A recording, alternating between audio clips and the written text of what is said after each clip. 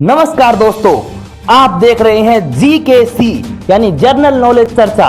मैं आपका दोस्त रोहित पारिक आपका स्वागत करता हूं आपके इस खास एपिसोड विश्लेषण बाई रोहित पारिक में। जैसा कि हम जानते हैं, भारतीय राजनीति में अगर किसी नेता की पहचान होती है तो वो उसकी पार्टी या फिर उसके पद से होती है।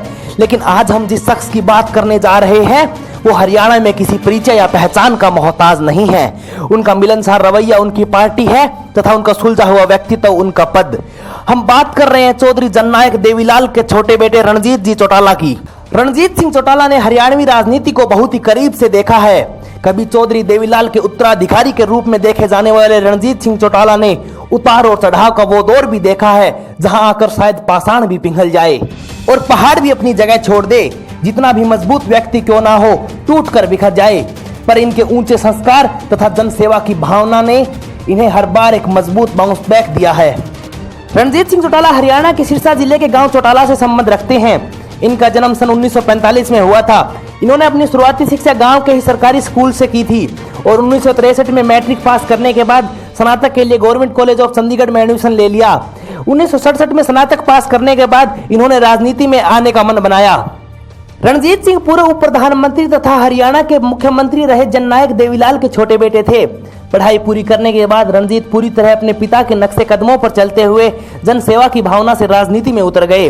पहली बार रणजीत ने 1987 में चुनाव लड़ा तथा रोड़ी हल्के से जीतते हुए विधानसभा पहुंच गए। इस जीत के बाद हरियाणा सरकार में वो कृषि मंत्री बनाए गए। यहां तक सब कुछ ठीक चल रहा था, लेकिन 2 दिसंबर 1989 को जब देवीलाल को केंद्र की राजनीति में उतरना पड़ा और वीपी सिंह की सरकार में वो उप प्रधानमंत्री बनाए गए तो हरियाणा में मुख्यमंत्री की कुर्सी खाली हो गई।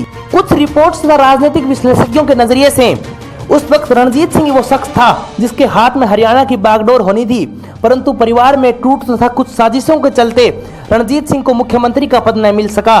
तब मुख्यमंत्री इनके बड़े भाई ओम प्रकाश चौटाला बन गए।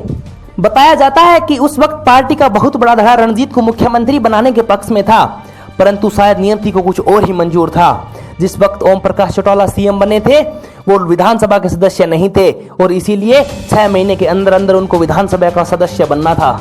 चौधरी देवीलाल के केंद्र में जाते ही महम सीट खाली हो गई और इस सीट पर बाई इलेक्शन होना था। बाई इलेक्शन में वो हुआ जिसकी किसी को उम्मीद तक नहीं थी। उस वक्त के चर्चित महम कांड ने सबको हिलाकर रख दिया और उस कांड ने रणजीत सिंह को भी अंदर तक झकझोर कर रख दिया। बताया जाता है कि पार्टी का अपने मुद्दों से भटक जाना तथा अपनों के द्वारा ही दरकिनार किए जाने से रणजीत अंदर तक टूट गए थे। इन्होंने धीरे धीरे अपनी ही पार्टी से किनारा कर लिया तथा कांग्रेस में शामिल हो गए। हालांकि रणजीत सिंह चौटाला 1990 से लेकर 1992 तक राज्यसभा के भी मेंबर रहे। कांग्रेस में एक लंबा सफर तय करने के बाद भी रणजीत की पहचान एक जमीन से जुड़े हुए नेता के रूप में होती रही। कांग्रेस में रहते हुए रणजीत ने विधानसभा इलेक्शन कई बार लड़ा, परंतु सफलता नहीं मिली। इनकी इसी विफलता के कारण जब कांग्रेस ने भी 2019 के विधानसभा इलेक्शन में इनसे मुंह मोड़ लिया और इनके हल्के से इनका टिकट काट दिया, तो इनके राजनीतिक प्रतिद्वंदी यह समझने लगे कि रणजीत का राजनीतिक कैरियर समाप्त हो गया है और रणजीत एक भूतकाल का अध्याय बन चुका है।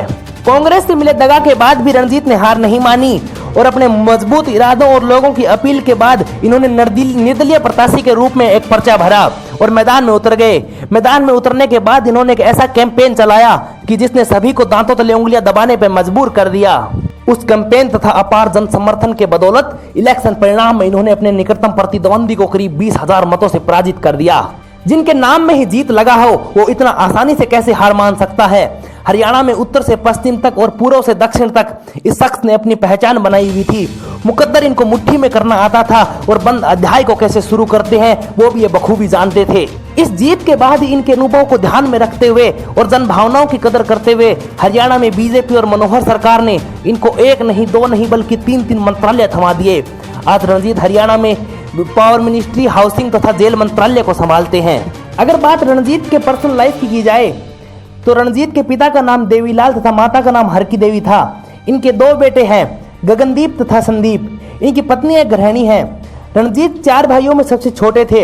ये प्योर वेजिटेरियन खाना खाते हैं तथा इनको खेती में काम करना बहुत पसंद है। इनकी आयु करीब 75 वर्ष है और इनको स्विमिंग करने का भी शौक है। रणजीत को 4 भाषाओं का ज्ञान है। ये हिंदी, अंग्रेजी, पंजाबी तथा हरियाणवी में बात कर सकते हैं।